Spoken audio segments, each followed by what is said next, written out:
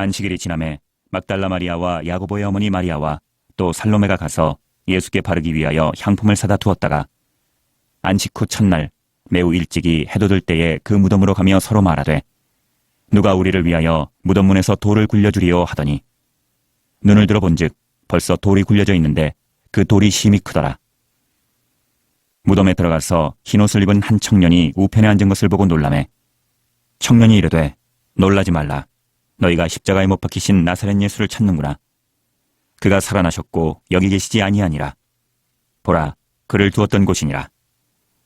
가서 그의 제자들과 베드로에게 이르기를 예수께서 너희보다 먼저 갈릴리로 가시나니 전에 너희에게 말씀하신 대로 너희가 거기서 배우리라 하라 하는지라.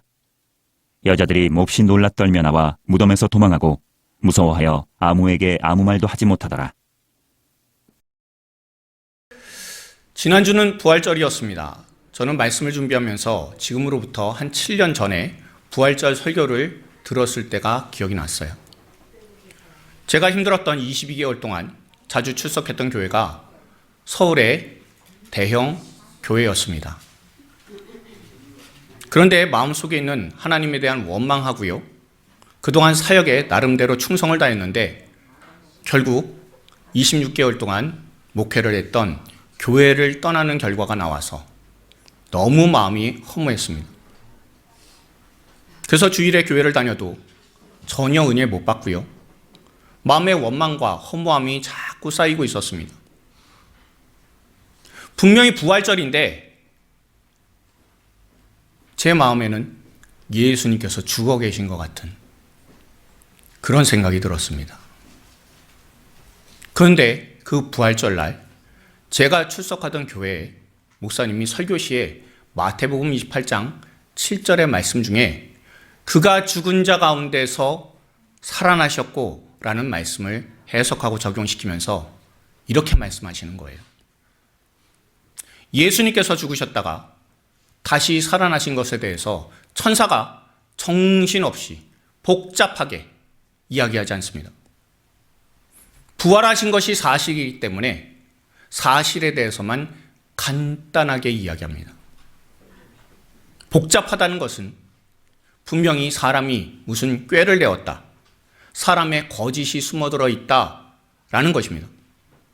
진리는 절대 복잡하지 않습니다. 진리라는 것은 단순하고 간결합니다 라고 설교하시는 거예요. 제 마음속에 그동안 하나님에 대해서 억울함과 원망이 가득해서 말씀이 안 들어왔었어요. 그런데 1년쯤 되어서 제가 목회를 하던 곳에서 떠난 지 1년쯤 되어서 이 말씀이 이상하게 제 마음에 들어왔습니다.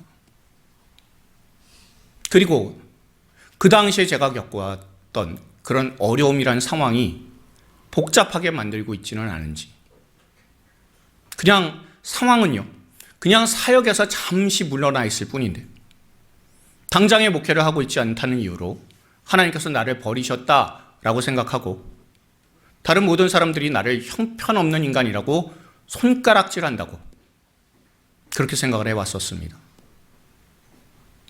저를 돕는 많은 손길들이 있었어요. 저를 도와주시는 많은 분들이 있었습니다.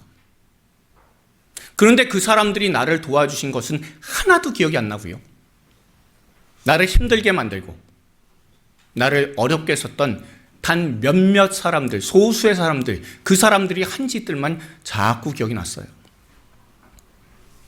그래서 복잡했던 그런 생각들과 그리고 그 모든 상황들은 잠시 내려놓고 단순한 진실인 내가 지금 현재 좀 쉬고 있다라는 거에만 신경을 쓰게 됐습니다. 그런데 그렇게 신경을 써도요, 복잡한 상황, 어려운 상황은 금방 끝나지 않아요. 1년 동안 마음이 공허하게 지냈던 때와는 뭔가 조금 달라진 느낌이 들었고요. 진리는 단순하다고, 간결하다고 하는 메시지를 들은 이후에 한 달 정도 지나서는 설교 말씀이 이제 귀에 조금씩 들어오게 됐어요. 그리고 그 이후에 믿음은 들음에서 나며 들음은 그리스도의 말씀으로 말미암았느니라 라는 로마서 10장 17절의 말씀처럼 제가 다 무너졌었던 그런 믿음이 말씀을 듣자 서서히 회복이 되었습니다. 마음속으로는 계속해서 복잡했었어요. 그랬던 제 마음 안에 예수 그리스도께서 나의 주인이시다라는 간결한 진리, 단순한 진리를 붙드니까 믿음을 향해서 조금씩 나아갈 수 있었습니다. 물론 그 이후에 쌀이 집에서 떨어지거나 담임 목사 청빙 원서를 접수시켜도 전혀 연락이 안 오는 등 상황은 점점 더 안 좋아지는 것 같았지만 조금씩 믿음이 채워지니까 앞으로 나아갈 수 있게 되었고요. 하나님께서는 지금의 이 산정목교에서 담임 목사로 세워주셨습니다. 이 모든 것이 부활하신 예수님께서 제 안에 계시기 때문에 일어난 일입니다. 저와 여러분이 만나는 예수님은 어떤 예수님이십니까? 아직도 무덤에 계시는 예수님이십니까? 아니면 지금 살아계셔서 여러분들 가운데 역사하시고 여러분들을 지금 현재 지키시고 보호하시며 선한 길로 인도하시는 그 예수님이십니까? 우리가 오늘 말씀을 묵상하면서 부활하신 주님을 더욱더 깊이 만날 수 있고 살아계신 예수님의 놀라운 은혜의 역사들을 맛볼 수 있는 저와 여러분들이 다 되기를 바랍니다. 그래서 주 예수님의 은혜가 저와 여러분들에게 풍성하게 나타나서 살아계신 예수님이시라고 분명히 고백할 수 있는 저와 여러분들이 다 되기를 주님의 이름으로 소망합니다. 오늘 본문 마가복음 보시면요, 예수님께서 부활하신 소식을 천사들이 전해준 내용이 나오고 있어요. 1절에 안식일이 지났다라는 것은요, 우리로 치면 유대인들은 금요일에 해 질 때부터 토요일 해 저물 때까지가 하루로 쳐요. 그러니까 우리 해 뜨는 게 기준이잖아요. 근데 유대인들은 해 지는 게 기준입니다.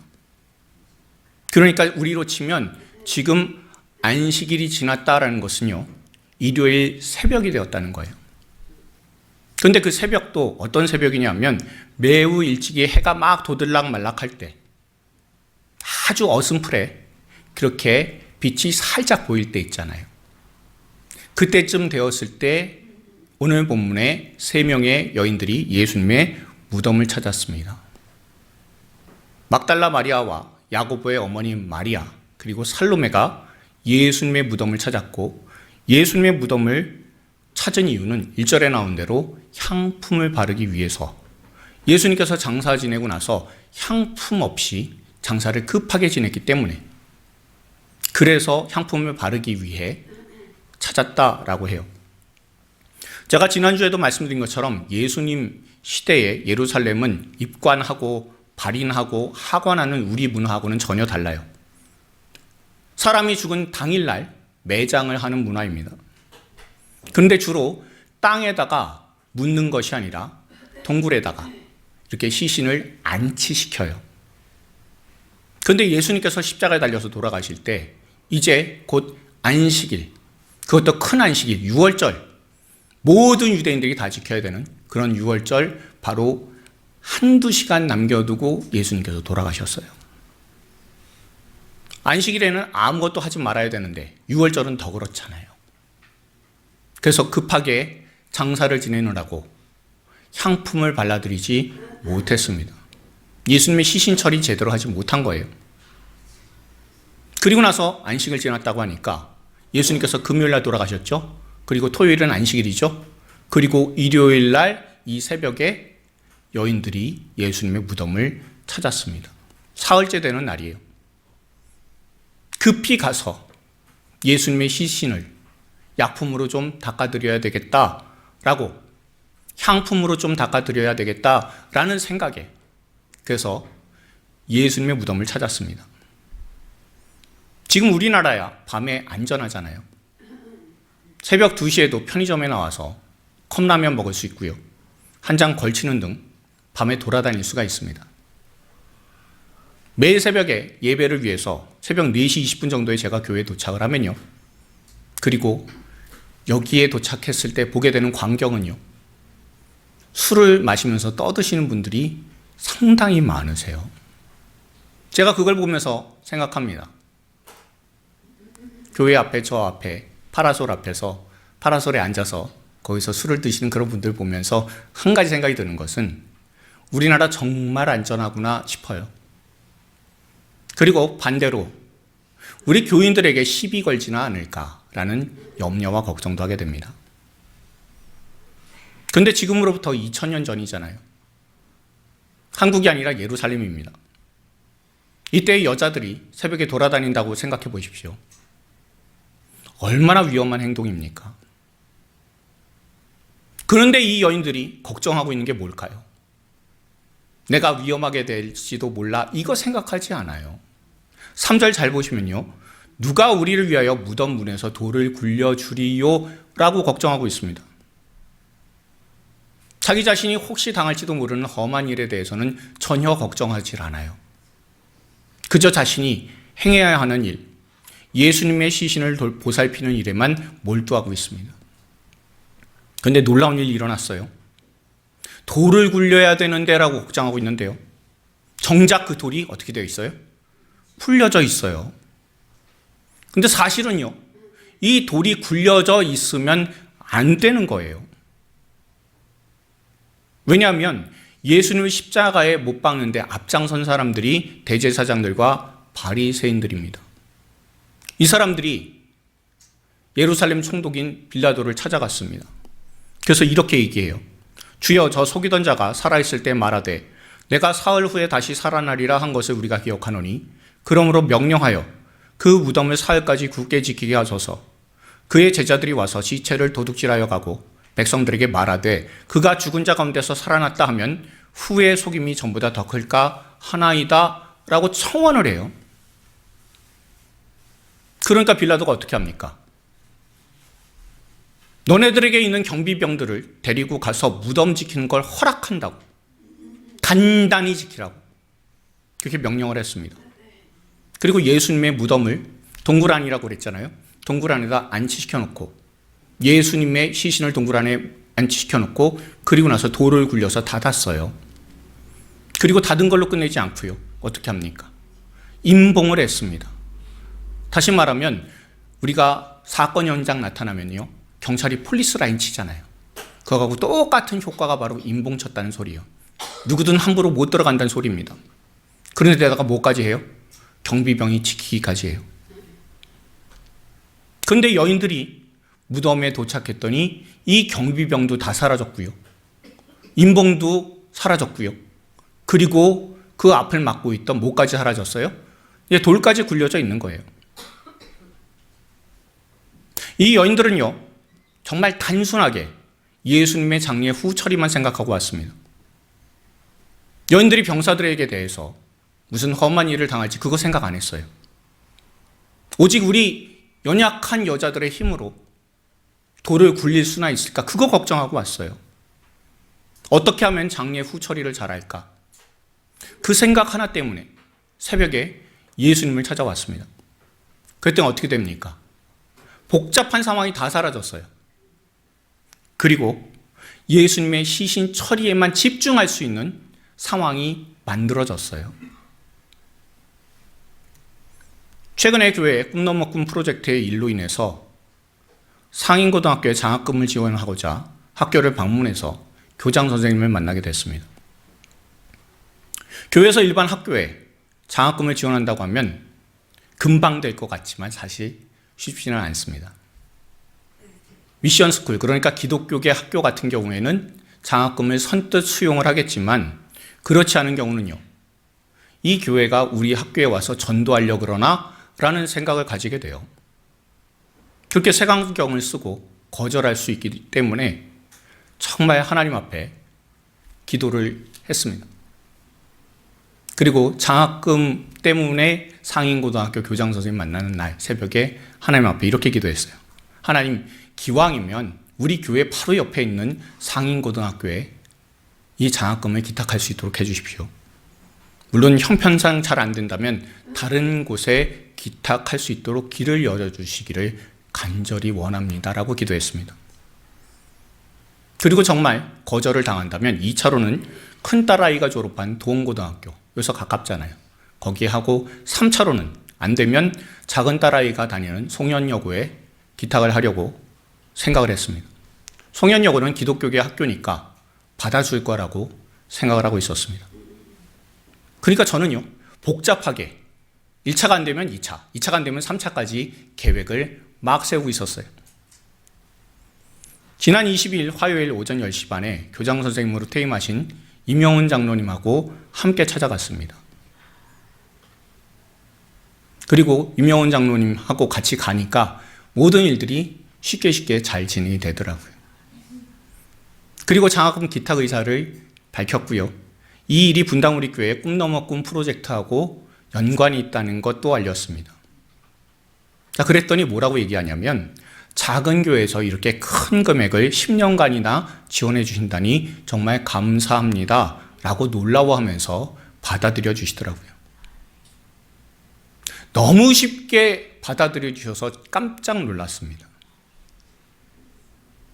특히 이 학교는요, 이미 다른 교회에서 장학금을 후원을 하고 있대요.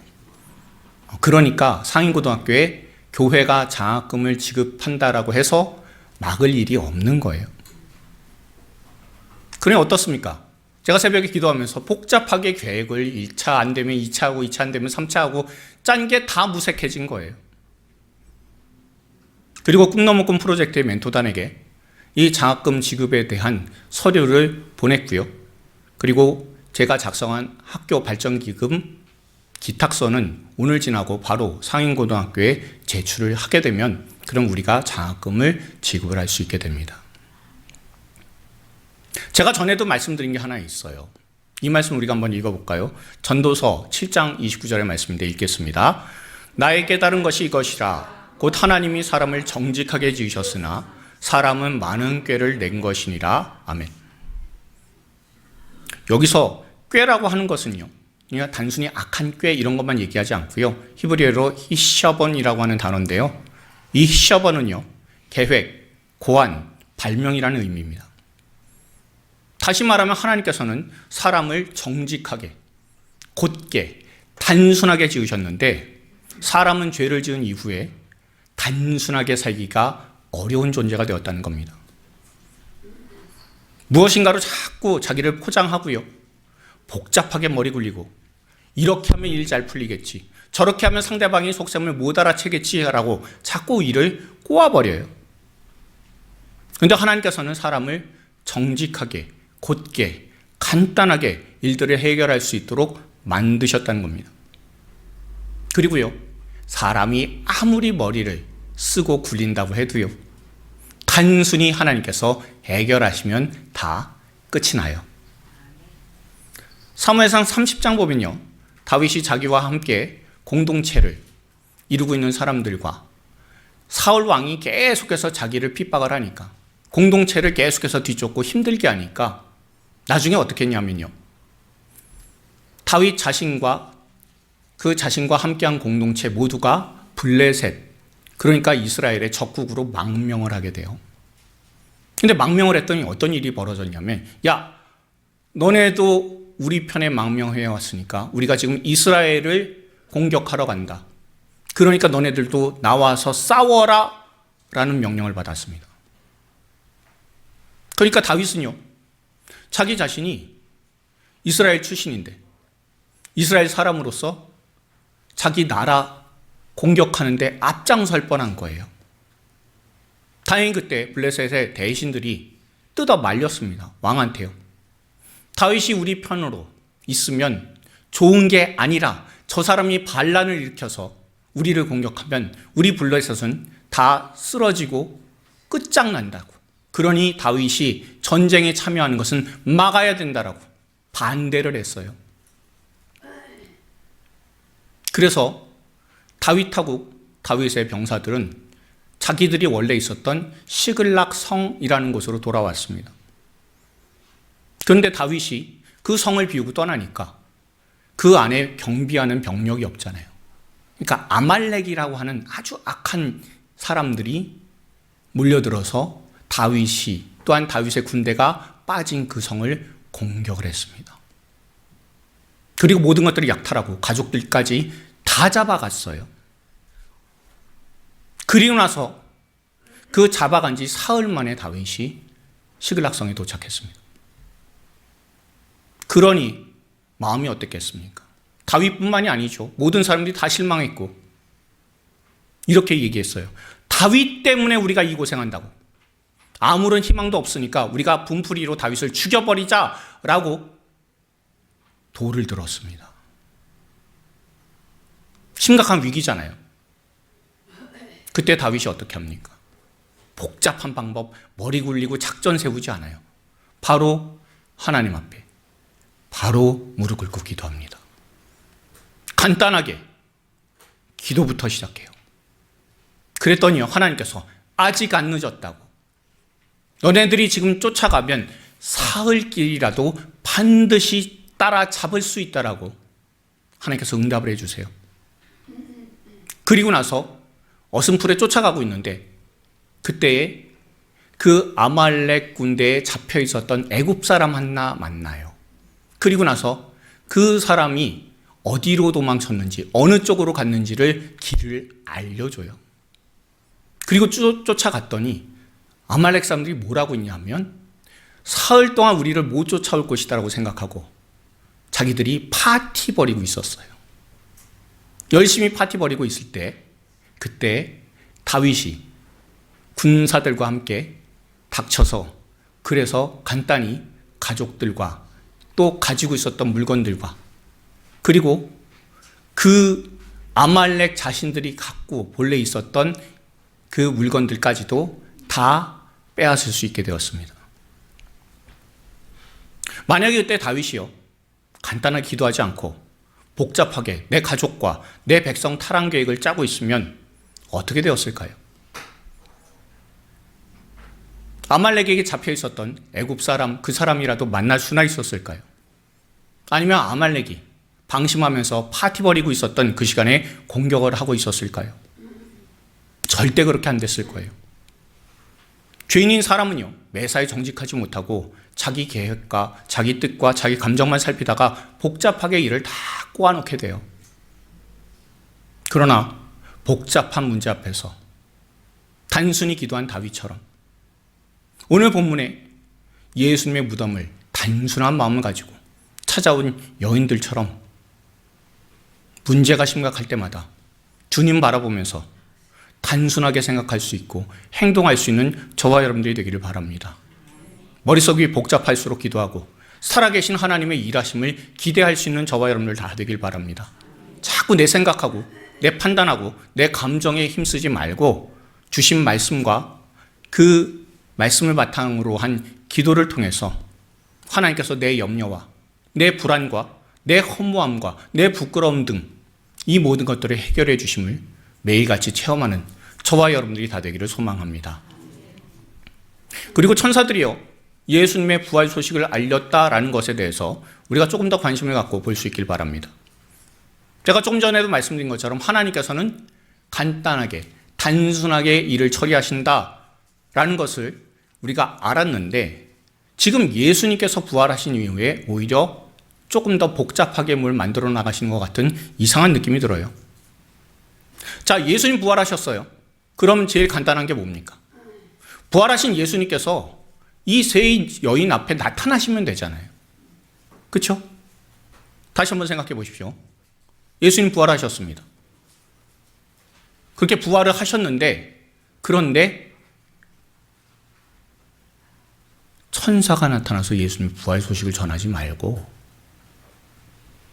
예수님께서 직접 말씀하시면 되는 거잖아요. 그렇죠? 자, 주님께서 뭐라고 말씀하셨는지 우리가 마태복음 17장 22절 23절 한번 읽어볼게요. 읽습니다.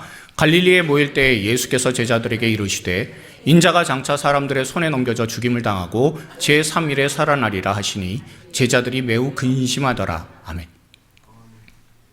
자, 예수님께서 십자가 달려서 죽으실 것도 예언하셨지만 모두 예언하셨어요. 사흘 만에 부활하리라 라는 것 예언하셨어요. 그러면요, 예수님께서 하시면 뭘 하시면 되냐면요, 예수님께서 직접 부활하신 것을 이 여인들에게 보이시면 되잖아요. 그렇죠? 보이시면 되는데 예수님 그렇게 안 하셨다는 거예요. 여러분, 왜 안 보여주셨을까요? 직접 보여주시지 않으시니까 8절에 나온 것처럼 여인들이 어떻게 해요? 무서워하잖아요. 왜 주님께서는 상황을 이렇게 이상하게 만드실까 생각해 보셨습니까? 예수님 부활하신 그 모습을 그대로 보여주시면 되는데, 그럼 여인들이 무서워하지도 않고 그냥 예수님 만나서 알게 되면 되는데, 부활하셨다는 사실을 분명히 체험하면 되는데, 왜 예수님 이렇게 복잡하게 천사를 동원하시고 천사를 통해서 말씀을 전하셨을까요? 근데 이유가 어디 있냐면요, 오늘 본문 7절에 있어요. 우리가 7절 한번 읽어볼 수 있길 바랍니다. 읽겠습니다. 가서 그의 제자들과 베드로에게 이르기를 예수께서 너희보다 먼저 갈릴리로 가시나니 전에 너희에게 말씀하신 대로 너희가 거기서 배우리라 하라 하는지라. 아멘. 그러니까 예수님께서 부활하실 것에 대해서 알리시면서 뭐라고 말씀하세요? 내가 먼저 너희들보다 갈릴리에 가리라라고 말씀하셨다는 거예요. 우리가 이 말씀 한번 또 읽어볼까요? 마가복음 14장 28절 말씀입니다. 읽습니다.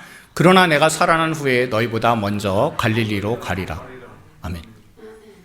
자, 이 말씀은요, 예수님께서 십자가 지시기 전에 하신 말씀이에요. 그리고 부활하시고는 제자들을 갈릴리로 가서 만나셨어요. 요한복음 20장에 보면요, 예수님은 말씀대로, 이 예고의 말씀대로 갈릴리로 가셔서 옛날에 고기 잡던 추억에 빠졌던 제자들을 찾아오셨고, 아침밥을 손수지어 먹이시고는 나는 예수라는 자를 절대 알지 못해라고 3번이나 부인한 베드로에게 네가 나를 사랑하느냐라고 물으셨습니다. 그리고 사랑하느냐라는 말에 내가 주님을 사랑하는 것을 주님께서는 잘 알고 계십니다 라고 베드로가 3번 고백을 했고, 그리고 내 양을 치라, 내 양을 먹이라 라는 예수님의 사명의 말씀을 받아들게 됩니다.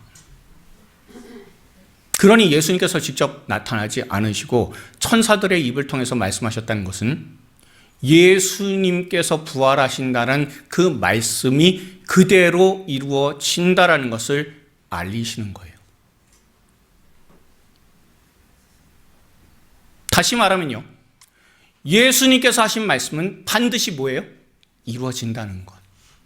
그것을 알려주신다는 의미를 갖고 있습니다. 말씀대로 믿는 그것이 우리의 삶을 간단하면서도 견고하게 만들 수 있다는 거예요. 왜 갈릴리로 오라고 예수님께서 말씀하셨을까요? 갈릴리 어떤 곳입니까? 예수님께서 제자들을 처음 만난 곳이고요, 예수님을 따라다니면서 예수님과 동행하면서 제자들이 예수님의 기적과 능력을 체험한 장소가 바로 갈릴리잖아요. 그리고 말씀을 많이 들은 곳이 갈릴리입니다.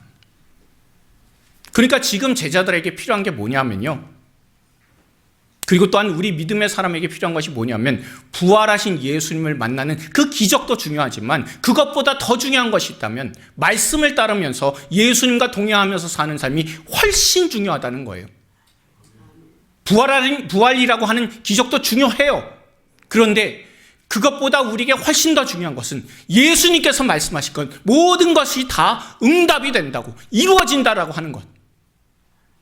우리가 그것을 붙들어야 한다는 겁니다. 세상 사람들이요, 이런 말이에요. 이 세상에서 최고 훌륭한 복지가 뭐냐? 여러분 뭐라고 생각하십니까? 이 세상에서 제일 훌륭한 복지요? 이웃이라고 해요. 정말 맞는 말 같아요. 돈이 아무리 많이 있으면 뭐합니까? 주변에 함께 할 사람이 없다면요. 혼자서 밥 먹고 아무도 그 이야기 들어줄 사람이 없다면 그 삶은 고통스러운 겁니다. 크게 성공해서 이전에 이름을 많이 날렸으면 무슨 소용이 있었습니까? 지금 곁에 아무도 없다면 아무 소용 없잖아요. 내 자녀가 훌륭하게 성공했다 하더라도 주변에 그 자녀가 없고 그 자녀의 성공한 소식을 들어줄 수 있는 이웃이 없다면 무슨 의미가 있습니까? 우리는요, 교회를 다니기 때문에 일주일에 최소한 한 번 이상은 우리 성도들과 함께 밥 먹잖아요. 그리고 새벽에 기도 드리러 나오면 기도 드리는 나와 같은 사람들이 10명 이상 있잖아요. 주 예수께서 우리에게 원하시는 것은요, 주님 주신 말씀 따르고 그 말씀과 동행하면서 예수님과 함께하는 삶을 누리는 걸 주님께서는 원하신다는 겁니다. 천사를 통해 갈릴리로 가리라 라고 주님께서 말씀하신 것은 무슨 뜻입니까? 너와 갈릴리에서 만나자잖아요.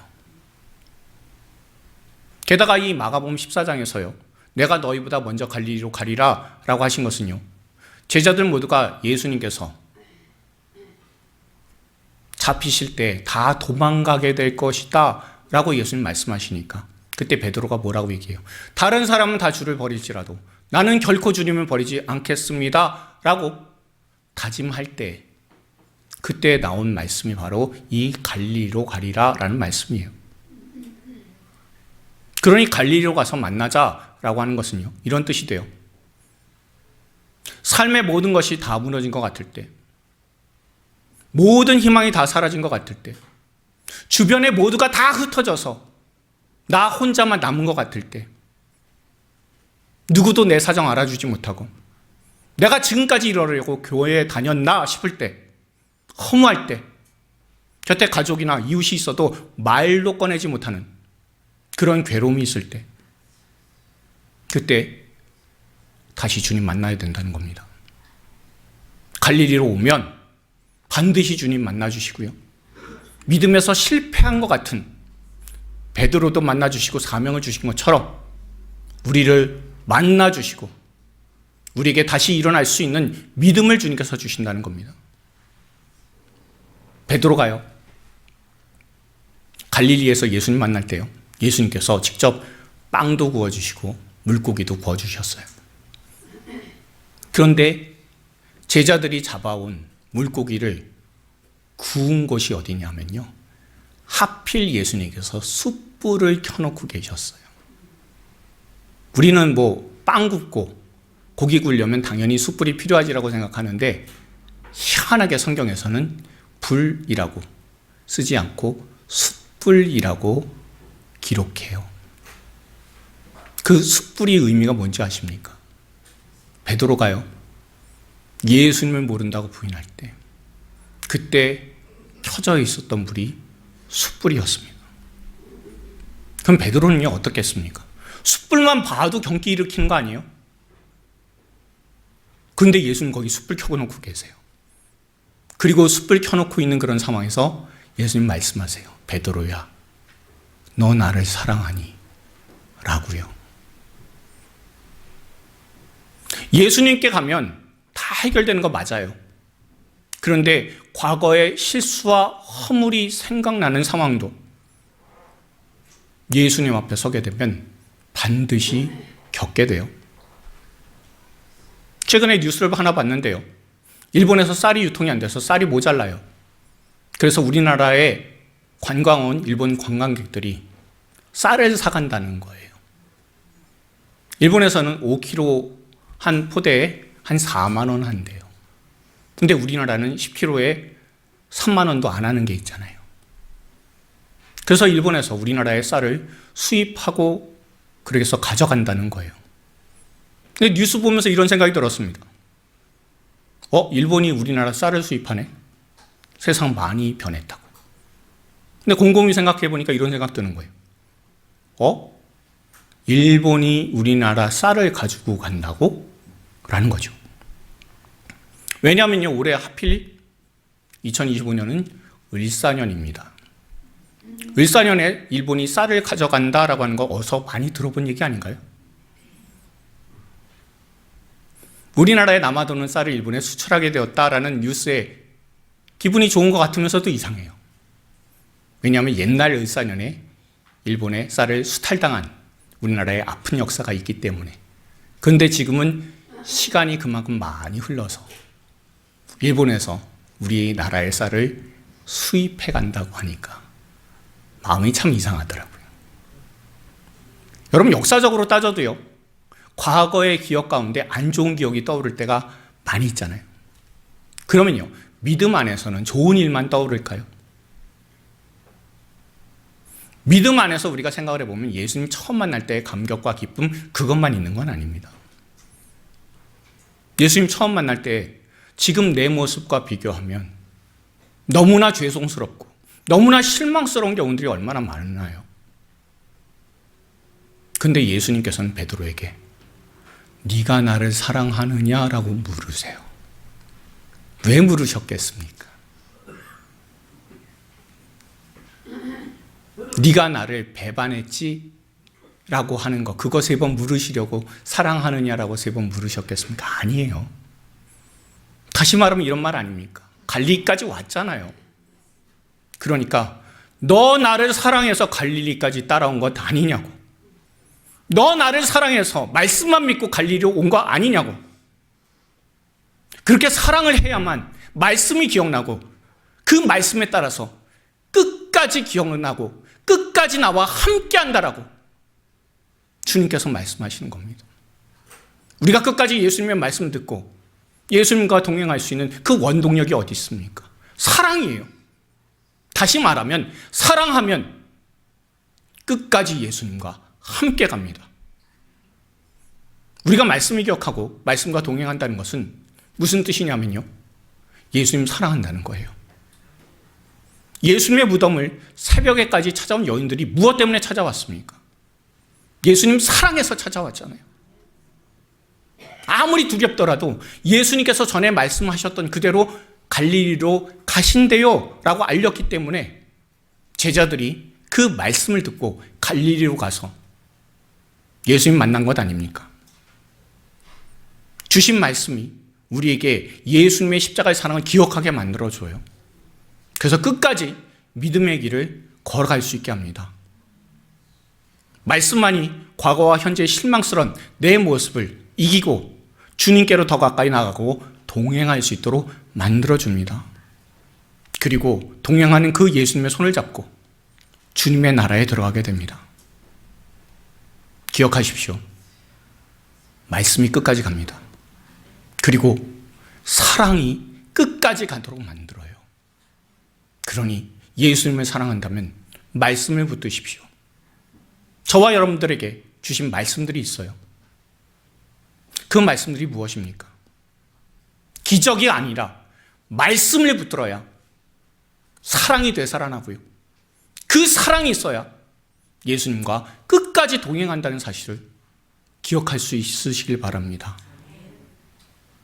삶의 기적이 필요하다고 느낄수록 난 기적이 있어야만 내 삶이 제대로 될 것 같아라고 그렇게 생각이 자꾸 날수록 말씀을 기억하십시오. 주님께서는 부활의 기적을 보여주시지 아니하시고 말씀을 떠올리게 하셨고 그 말씀 안에는 네가 나를 사랑하느냐라고 물으시는 주님의 마음이 담겨져 있습니다. 그리고 주님을 사랑하는 그 마음이, 주님을 사랑하는 그것이 우리를 예수님과 끝까지 동행하게 만들고 그 끝에 서 계신 예수님을, 우리의 삶의 끝에 서 계신 그 예수님을 반드시 만나도록 해주실 것입니다.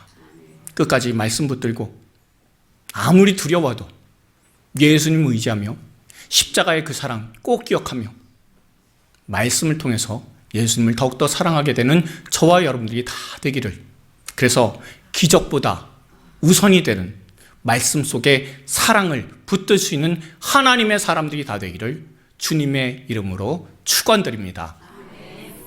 우리 주변에 계신 분들한테 이렇게 권면해 주십시오. 복잡하게 생각하지 말고 간단하게 말씀만 붙듭시다. 자, 한 번 더요. 말씀 속에 사랑을 붙들어야 끝까지 갑니다. 한 번 더요. 믿음은 들음에서 나며 들음은 그리스도의 말씀입니다.